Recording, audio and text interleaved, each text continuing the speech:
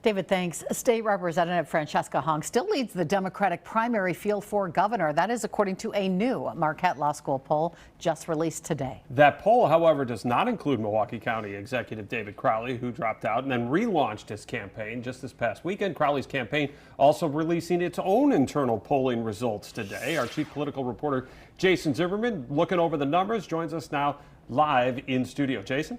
Chris, the Marquette poll was conducted from July 8 to 16 and includes interviews with 838 Wisconsin voters. While it doesn't include Crowley, it does include Lieutenant Governor Sarah Rodriguez, who dropped out last week amid a campaign finance scandal. Wednesday's poll showed Hong with support of 26% of Democratic voters, followed by Lieutenant Governor Mandela, former Lieutenant Governor Mandela Barnes at 15% and Rodriguez at 11%. Former Wisconsin Department of Administration Secretary Joel Brennan polled at 2%, followed by State Senator Kelda Roys with 1%.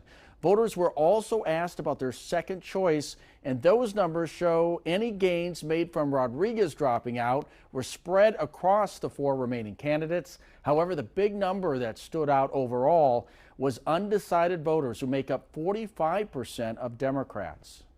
Now, 45% is of registered voters. If you squeeze that down to the people most likely to vote, that undecided goes down a bit.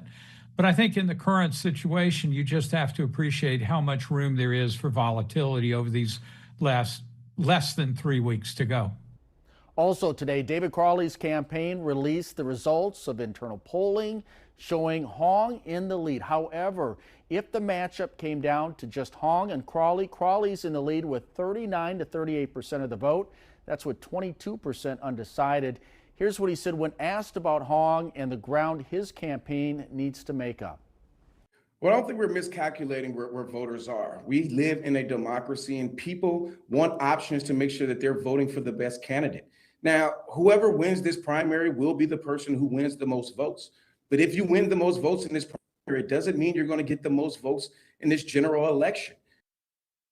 Mandela Barnes also responding to the poll, saying it shows him being the only Democrat in the race right now, beating Republican Tom Tiffany in November in this particular case by 4 points. Chris, back to you.